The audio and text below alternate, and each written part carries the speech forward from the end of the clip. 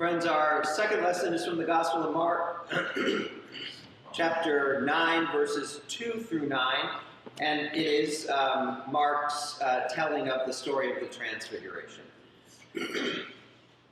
After 6 days, Jesus took Peter and James and John with him and led them up a high mountain where they were all alone. There Jesus was transfigured before them. His clothes became dazzling white, whiter than anyone in the world could bleach them. And there appeared before them Elijah and Moses, who were talking with Jesus. Peter said to Jesus, "Rabbi, it is good for us to be here. Let us put up 3 shelters, one for you, one for Moses, and one for Elijah." He did not know what to say. They were so frightened.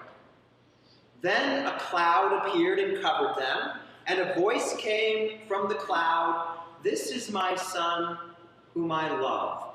Listen to him." Suddenly, when they looked around, they no longer saw anyone with them except Jesus. As they were coming down the mountain, Jesus gave them orders not to tell anyone what they had seen until the Son of Man had risen from the dead. Friends, the word of God for the people of God. Thanks be to God. So I'm going to start out with a little bit of church history. So in 1992, which was the year I was ordained, the state of Colorado amended their constitution to protect discrimination against LGBTQ plus people. So in particular, this amendment allowed people to discriminate in terms of housing and employment. So you could deny a person a job because they were gay. You could kick them out of your rental unit because they were gay. So in 1993, the 2005 General Assembly of our denomination, the PCUSA, unanimously condemned that Colorado amendment. And the stated clerk wrote a letter to every congregation encouraging Presbyterians to be on the lookout for that kind of legislation in their home states and to immediately report those efforts to the General Assembly. And, you know, I was a young pastor back then. I got that letter, and I was earnest, and this is from the stated clerk. We need to be on the lookout. So before we pat ourselves on the back too much for being so progressive in the early 90s, it's not quite the whole story with the Presbyterian Church, I think, as most of you know. So it is true that the 2 denominations that ended up forming the PCUSA had policies from the early 70s supporting the just treatment, and I quote, the just treatment of homosexual persons with respect to civil liberties, equal rights, legal protection from social and economic discrimination. But at the same time, the church opposed gay marriage and prohibited LGBTQ members from being ordained as ministers or elders or deacons. So the church's position back then was something like this: we don't want the state discriminating against our members, but we're going to discriminate against our members. So anyway, not long after I was ordained, there was a similar effort to amend the Missouri Constitution to allow discrimination against LGBTQ citizens. And a group called Missourians for Freedom and Justice organized to fight this effort. And they asked me if they could rent office space in my little Presbyterian church in Rock Hill. And I was a little nervous about how the session would take this, but when I explained to them that the Presbyterian Church for decades has supported equal rights for gay people, except in the church, as I said, they agreed to rent the office space to this group. So about a week later, a church member came into my office absolutely furious about this decision. So over my 30 years or so as a pastor, I've had folks disagree with me. But I've never had anyone talk to me like this woman talked to me. I mean, she was absolutely disrespectful and insulting.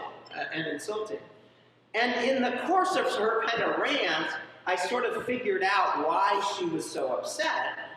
So she told me that her favorite nephew had recently told her that he was gay. And when he did that, she said to him, I am not going to speak to you again until you change your mind about this. So she completely cut off her favorite nephew. So what was the source of her indignation, her anger at me, her shunning of her nephew? Her Christian faith. So in 2000, I was on the staff of a United Church of Christ church in Webster, and that year, that congregation voted to become open and affirming. So that's much like our joining the More Light movement in the Presbyterian Church. So this meant that they would try their best to fully include their LGBTQ members in all aspects of the life of the church. And in the aftermath of that vote, there was one member who was vocally opposed and continued to be upset and was kind of telling everybody about how upset she was. And for some reason, I was elected to have an appointment with her and meet with her and try and get at the source of her upset. So when we sat down to talk, I was surprised to learn that she said throughout her life, she had many gay friends, even some gay family members whom she loved. And she had no problem with them at all. But she was raised in Brazil in a really conservative Catholic tradition. And she just kept repeating to me in my office, I have no problem with gay people at all. I want you to understand that. But not in the church. Never in the church. They cannot be allowed to be in the church.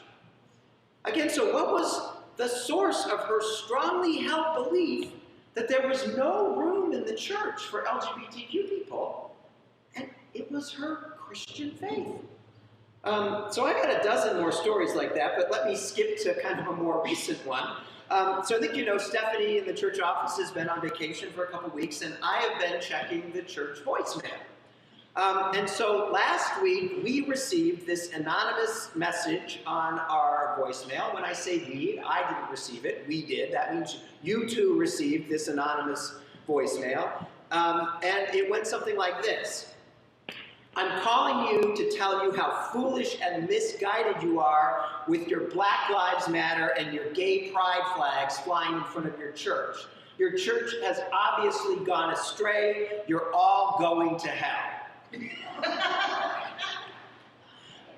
So I'm not 100% sure the source of that ugly message, but when you use language like gone astray and going to hell, that makes me think that, again, the source of this anger and hostility must be his Christian faith. So this is what the church has done, is led people to this kind of bigotry. So years ago, when we were still debating about our LGBTQ brothers and sisters and siblings, I remember one debate at a Presbyterian meeting where the pastor of Tyler Place Presbyterian Church got up to the microphone and he had a piece of paper in his hand, and he said, I've written down on this piece of paper every instance in which Jesus mentions and condemns gay people. And then he held it up and he goes, it's blank. It's completely blank on both sides. Jesus never condemned gay people, and neither should we. And then he threw the paper up in the air. You know, it was sort of like I think it was his mic drop moment before there were mic drops, and walked away. And the truth is, I found that a little dramatic. But he wasn't wrong. He wasn't wrong. Jesus never condemned people for who they were. So he mostly saved his condemnation for the rich and the self-righteous and the heartless. And so this is not to say that you can't find places in the Bible to support your bigotry. You can, and we know this throughout church history. You can find in the Bible all kinds of things to support whatever bigoted attitude you have. The church has been horrible to women, horrible to black and brown people. So you can find, anything you want to support it. But you cannot find that in Jesus' teachings, in what Jesus said and what Jesus did. So I realize I'm over halfway done, and I haven't even mentioned the gospel lesson yet, so let me go there. So let's talk about this story of the Transfiguration. So for one thing, it's in all three synoptic gospels. It's a little bit of an odd story, but it's in all three gospels, which means that it must have been really important to the early church. And you probably noticed right away that this story is unlike any other story in the gospel. It's much more like something you would find in the Hebrew Bible. Kind of has this Old Testament feel to it. So you've got Jesus glowing like the sun. You've got these long dead prophets appearing and talking to Jesus. You have the voice of God coming out of a cloud on a high mountain. And the thing is, all that is on purpose. And I think it's trying to say at least two things.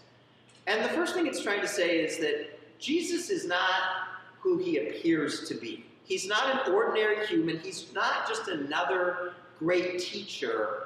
He is filled with the light of God. And I really think partly what's going on there is Jesus didn't all of a sudden become filled with the light of God there. Jesus was always filled with the light of God. What changed there was that the disciples up there were able to see it. So Jesus was filled with the light of God, and then he stands at the center of all space and time. So in space, he's up on a mountain. In the ancient world, that's how you got close to God, because God was in heaven. So he's up there hovering between the divine and the human world. So he's at the center of that. But then he's also standing with the prophets of history and the disciples who are going to go in the future start the church. So he's standing at the middle of God's revelation to human beings on earth. So he's at the center of time and space. So I think the first thing this story is trying to say is that for those who have eyes to see, Jesus is at the intersection of all time and space and overflowing with the light of the divine. The second thing this story is trying to do, I think, is to say that Jesus is a new kind of Moses. So the mountain, the glowing like the sun, the cloud, the voice of God, all of those are elements of the story when Moses got the law, the stone tablets, and kind of came down from the mountain. And there's even this part of that story where Moses' face, after that interaction with God on the mountain, Moses' face glowed so brightly that he had to wear a veil whenever he talked to people, because his face was just too bright. So you see all these allusions to this transfiguration story. So Jesus is the new Moses, and Jesus brings a new law, but it's not on stone tablets. So what is this new law? And it's simply this. It's found in God's voice from that cloud. It's this: listen to him. Listen to him. That is the new law. So the words, the teachings, the actions of Jesus Christ are now the law for those of us who are trying to follow Christ. Listen to him. So the word listen there means both hear and obey. Hear and obey. I think, children know that they might listen to their parents. They hear them, but they don't always obey them. And so Jesus actually tells a parable like that. He tells this parable about a father with two sons, and the father tells both sons, go into the vineyard and work today. And one son says, I will not go. But then he changes his mind and goes. And the other one says, yeah, sure, Dad, I'll go. But he never ends up going. And then Jesus in this parable says, which son did the will of the Father? And of course the correct answer is the one who actually heard and then went into the vineyard and obeyed. So that's what listen to him means here. It means taking in the teachings of Jesus in a way that changes your life, changes the way you interact in the world. So, as I said at the outset, Jesus never condemned anyone for who they were. He did condemn behavior, however, and mostly when he condemned behavior, it was behavior that hurt other people. So mostly, Jesus was like that light that he became on that mountaintop, shining God's love on everyone he encountered. And in fact, in another place in the Gospels, when he is teaching us how to be more like God, he said this: God makes the sun rise on the evil and on the good. So as I've said before, this means God's love is like the light of the sun. So it does not shine on good people more than on evil people. It shines on the good and the evil. It does not discriminate between weeds and fruits and vegetables in the garden. It doesn't prefer red over yellow over blue. It shines equally on and gives light to all. That's what the love of God is like. And that really is a beautiful image, but it also becomes challenging when we think about people we would like to condemn. So consider this: the light of the sun warms both the face of Joe Biden and the face of Donald Trump without discrimination. The light and love of God shines on the face of Joe Biden as much as it shines on the face of Donald Trump. And so I think the question is, can we love like that? Can we love like that? So this Wednesday marks the beginning of Lent, and I think there may be an opportunity here for us to try a little bit harder to listen to what Jesus actually teaches. And I think a good place to start might be the Sermon on the Mount in Matthew's Gospel. It starts in chapter 5 and goes all the way through chapter 7. And I lift that up as a place to start because it's the longest continuous teaching that Jesus has anywhere in the Gospels. He's just on this long sermon. No questions and answers. He's just preaching this long sermon. So I preached on that sermon last year around this time, but I think it would be good during Lent to just read a little bit of that sermon every day. Because I think if we're really going to answer this call, listen to him, we're really going to abide by this new law, listen to him, the actual teachings and sermons of Jesus are the best place to start. Thanks be to God.